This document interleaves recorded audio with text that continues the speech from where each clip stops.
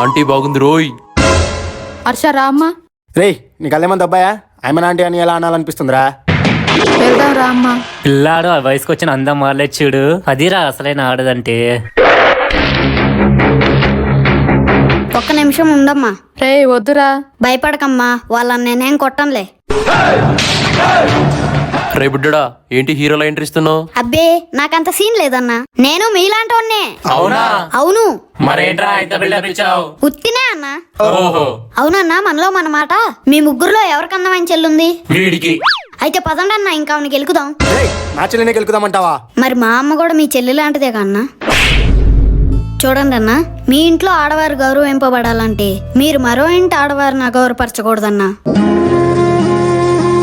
ఇది మన మగజాతి తెలుసుకున్న రోజున ఆడవాళ్ళందరూ ఆరాధింపబడతారు.